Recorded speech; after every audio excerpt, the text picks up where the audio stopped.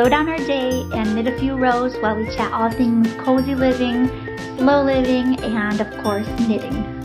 I'm your host Dayna, knitting designer, mom of 3 girls, and cozy enthusiast.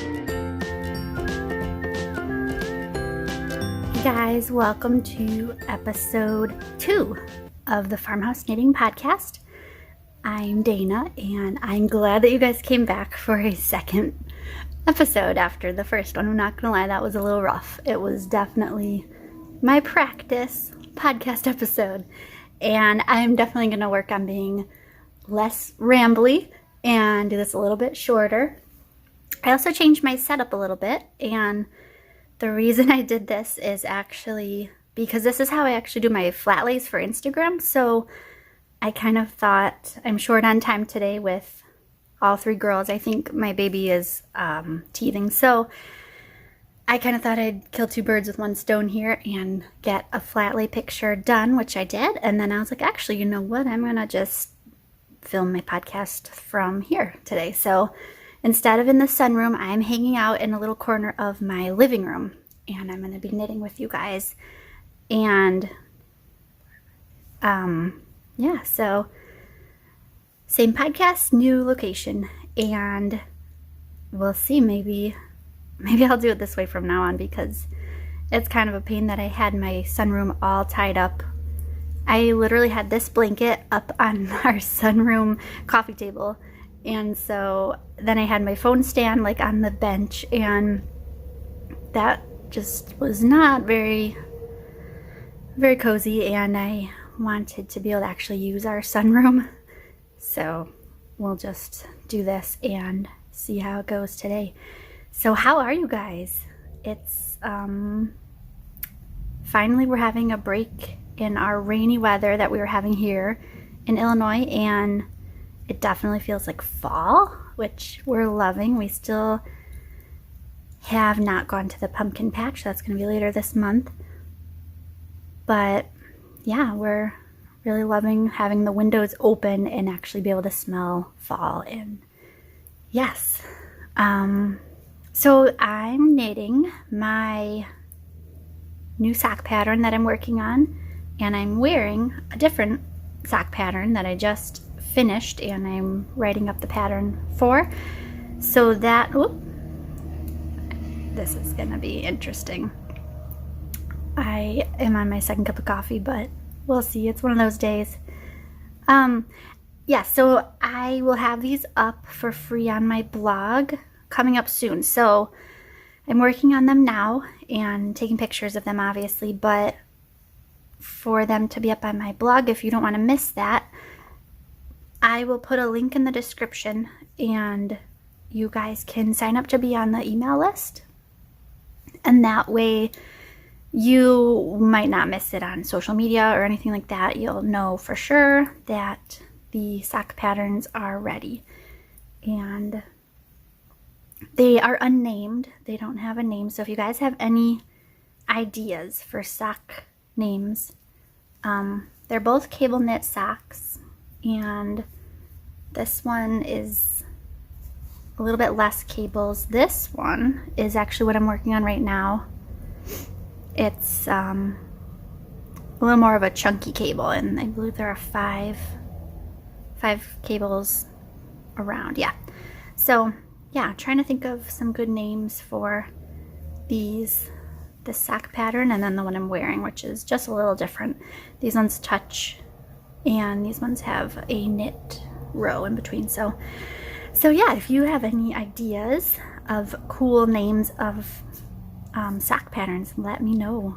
And yeah, because this is my first pair of socks that I'm publishing. I've made a lot of socks. I've done this pattern for years, and this is one that I just wrote up on the spot this past weekend. So I haven't published any socks. These will be my first pairs, and oh my goodness, I really need that coffee, huh? So yeah, I'm trying to think. I didn't write notes, or I didn't write very good notes for this podcast, so we're off to that kind of start again. Okay, so sock patterns. I wanted to talk sock patterns. I did. This is with the Knit Picks Wool of the Andes yarn, and I'll link that below too. I wanted to show off my new candle that I just got, which I'm really excited about. I was waiting for it to come in the mail, and it did today. It was a little bit slower shipping time because of all this COVID stuff, but it still shipped really fast, and I'm so excited. It's called Cabin Getaway, and it says it's cinnamon bark, bayberries, cranberries, and let's see if I can not set the house on fire, orange zest. So that is by Candles, which I'm going to link below too. I think it's just pronounced candles, but it is spelled Candelles. So I really love their candles. I've gotten this Cabin Getaway scent before, and it's awesome. I also got one that was amber and vanilla, I think it was, and I really like that one too. That's a little more of like a clean, cozy scent, and this one just, you definitely get that cinnamon smell, and I like that. So socks, candles, cozy yarn. So obviously I'm a big fan of the Wool of the Andes by Knit Picks, and I really like tweed. That's just kind of my thing. I like the texture that it adds, even though a lot of times I do cable patterns. I like the extra texture. So I got these Wool of the Andes. I'm not a red person. I'm actually completely a cool toned person. But I love these. I wanted something kind of Christmassy, and this is actually like a cool toned red. I cannot think what the name is. Oh, I have the label right here. It is Garnet Heather. So yeah, I'm excited to make some Christmas socks out of these because, like I said, it's kind of a cool tone. It has the tweed. I really like Wool of the Andes for socks. I know it doesn't have any nylon in it, but it's like the softest wool ever. I've only ever made socks for myself with this yarn, so it's definitely my favorite sock yarn. I do have some Knit Picks other ones coming that are more like specifically for socks. So I'll let you know what I think about those then, but yeah, I'm excited. This isn't really like a barn red. It's not warm at all. It's definitely like a, I don't know, it's just a little bit more me, and I'm excited to make some Christmas socks with those. Plus my girls are asking me to make them pairs of socks, so I want to have something more than just like the neutrals that I like for myself, because they probably want something a little more bright. So I wanted to talk today about kind of like a what I'm knitting fall edition, and stick that in here. Yeah, kind of what I'm knitting and what I'm designing. Designing the socks, like I talked about. But what I'm knitting and what I'm loving about fall is that I'm actually knitting again, because it was just such a hot summer and I really was kind of just taking the time off of knitting and doing everything else besides knitting, and I got more into the garden and stuff like that. But I love that fall's back, and I'm actually wanting to pick up my needles and make stuff again. And the first whip that I have is this sweater that I got last year, and then I got pregnant. So I didn't actually finish it because I knew I wasn't going to be able to wear it for quite some time. So it's the We Are Knitters Cara sweater. I have, let's see, I have the front done. And this yarn is like awesome. I've never tried this yarn before. It's the Wave Wool, I think it is, where it's just like unevenly spun, so it's skinny and then it's more lofty. And so I have the front done and I have the back done, and I have all my glorious ends that will need to be woven in, but front and back are done. Front's been done for a while, and then I stopped knitting for a while, but back is done, and now I'm working on my sleeves. So yeah, it's a very easy pattern. I've never actually made a fitted sweater yet, so this is my first time doing it. I've done a lot of like the, you know, knit a rectangle and then you seam it, and it's kind of like beginner's guide to making a cardigan or like a really chunky knit. So this is my first time doing a sweater. I have done the We Are Knitters, oh shoot, it starts with a Z, Zermatt, something like that sweater.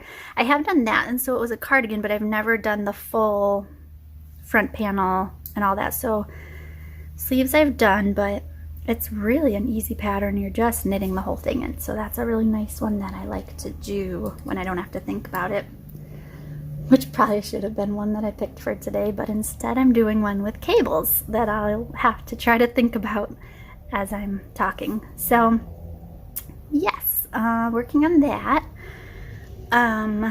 Showed my exciting Christmas yarn. What else? Oh, I wanted to give an update on our yarn hutch. So if you've been following me at all, you know that we had a hand-me-down hutch that we used at our old house.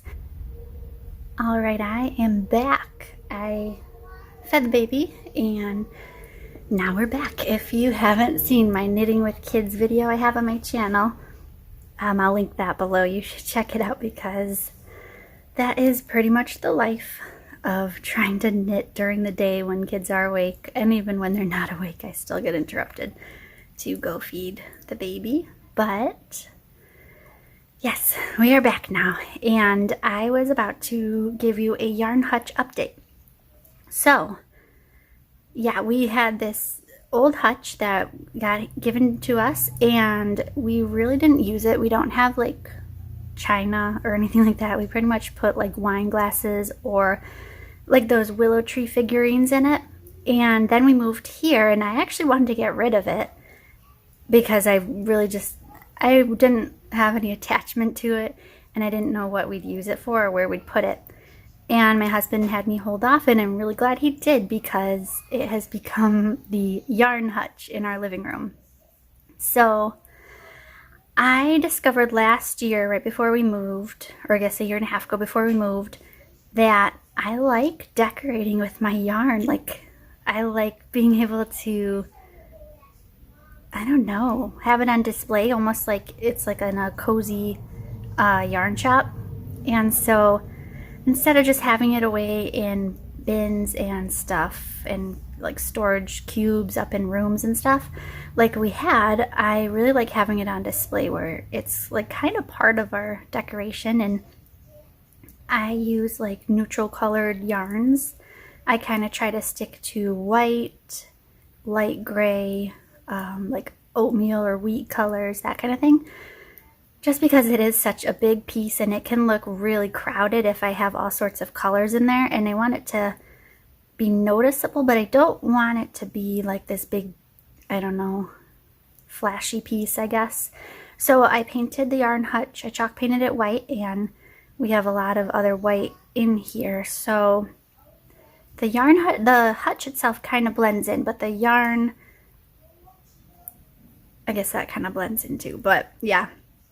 So that was pretty much right away when we moved in last year. When I was early and newly pregnant, I worked on chalk painting that, and then now this year I'm really excited because I'm going to shiplap the back, kind of like I guess the background of it.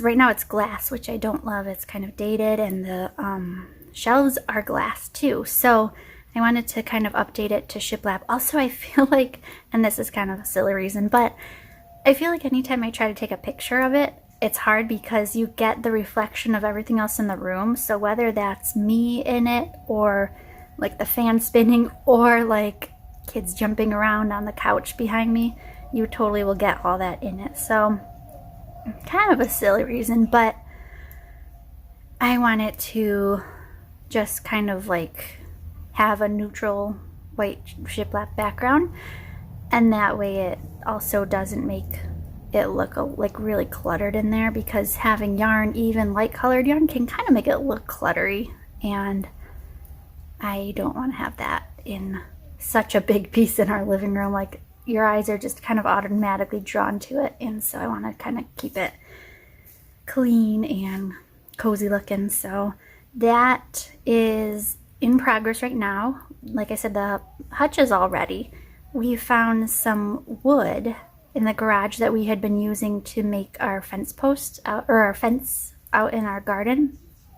We had a lot of that left over in small pieces because we had to cut that to size. So that is what I'm using. I painted them all white already and sanded them and everything. So now we just have to cut the ends straight, because my husband, when he was like trimming them, he obviously didn't know what they're going to be used for at the time. So they're all kind of just cut in all different little weird angles. So we're just going to straighten those out. And then he got, like, I don't even know what it's called, but like some sort of craft glue that we're going to use to just attach it on top of the glass. So that is the yarn hutch update. I'm excited to do some things inside the hutch, some organizing things that I will share when I have a little more of a clear idea about them. But I'll give you one hint, and that is knitting needles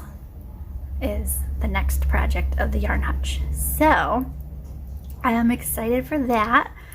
The hard thing with that is I am challenged with power tools, and so this is completely my design, but my husband's doing, so it can only be done when he's home. And since everything, all the power tools are loud, it can only be done when he's home and everybody's awake and nobody's napping, which when you have a 5-month-old, that's kind of hard because she's still on 3 naps a day. But we'll get there.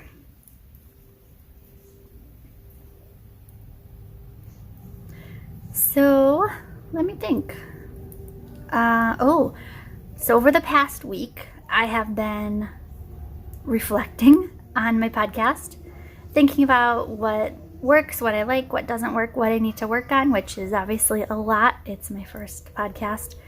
But I've been watching more and more knitting podcasts specifically because I wanted to see what they're doing and what kinds of things are, like, I don't know, more universal knitting podcast things. Like, it seems like you show off your works in progress and show any new knitting related stuff you have. So not to, do what they're doing. I'm still doing it in my own style, but if you guys are coming here for a knitting podcast, I want you to not be like, well, I don't know what she was even talking about and she didn't even show us anything.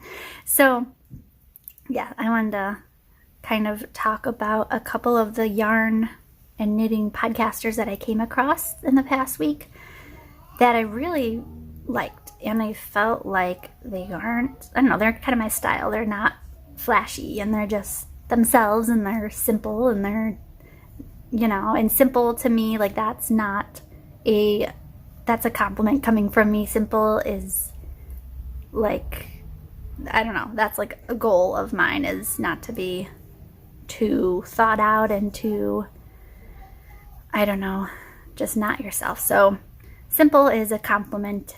When I say it, I don't mean it like how it could come across if certain people say it and they're like, oh, simple, But I just mean it like they are themselves and they're real. And so the podcasters that I really am loving right now are, let me think. I don't actually remember their names because I just discovered them, but I know I don't remember their names, but it is the Speckled Red Knits, Fourth Star Knits, and the Norwenglish. That took way too many times to try to pronounce. The Norwenglish Knitter. And those three, I just kind of stopped in my tracks when I watched their videos, and I just felt like I was sitting there and knitting with them. And what I really love about Fourth Star Knits especially, is she's very much like totally honest. Like, this is her first podcast too. We're kind of just diving in, both of us, and trying to figure it out. And yeah, there are going to be mistakes and things you could improve on and do better, but you're also getting like the raw person. You're getting the raw podcaster or designer or knitter, and I think that's really cool. I don't think it's overly like it's not this huge produced thing. And yes, I have my setup all set up right now, but like I was saying, I was using that for flat lays, and I want to be totally transparent with you. This is not how I normally am knitting. I usually sit on my couch or on the bench in the sunroom, but this is all set up because I was also taking pictures, and I thought it'd be kind of a cool cozy backdrop for my video. So yes, I really like those 3 podcasters, and I want to be friends with them. They seem very real and very normal, and like we would just get along and we could just hang out and knit together. I wanted to do my cozy living, slow living things I'm loving right now. Cozy living things are obviously my yarn I showed you, my candle, and then the other candle I was talking about, the amber and vanilla one. And also I started a book, and I'm listening to the audio version, and I really like the narrators because they're actually using like the funny voices, and they're using the accents because it's set in Alabama. The book I'm listening to is called Midnight at the Blackbird Cafe by Heather Weber, and I'm almost halfway in, and I really like it so far. So that is something you should check out if you're into like the cozy mystery type genre. It's kind of cool. It's kind of, at least the start of the plot is a little bit what you'd expect from a cozy mystery. It seems like, you know, an older relative passed away, and this younger person like inherits what they have. So in this case, it's a cafe. But there's a little bit more to the story than that. So if you are looking for a really cozy fall book to start, I recommend that one because, I don't know, it's a little different, like I said, from the other plot lines. I love fall. I can't even like, and I know a lot of you are the same way. Like, it's just something you feel. You just feel kind of like recharged, which is kind of weird because it's like everything outside is dying, and it's kind of a weird thing to be like, I love that time of year. I'm also working on just a basic garter stitch scarf because I'm using that for my Learn to Knit YouTube series. So if you know anyone who wants to learn how to knit, then you can send them over that way because I go over just kind of the basics. You need to be able to knit a regular scarf, just a garter stitch scarf. And yeah, so I'm working on that scarf. I'm almost done with it, and then I'll do the last, I think I have 2 videos left of that to do. So I think that's all I have for today. I probably should wrap it up because I hear my baby waking up, and also I don't want to ramble on for an hour again and turn this into another 2-parter. So if you want to hear more about my patterns or anything else that's coming out, subscribe to my email list. It's in the link below.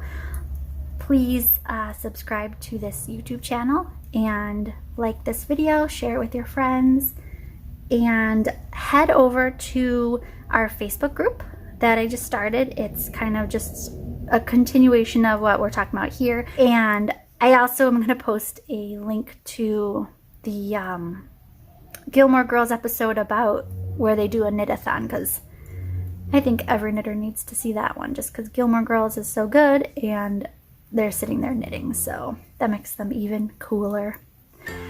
So I think that about wraps it up for me. Thanks for sticking around for another episode, guys, and stay cozy.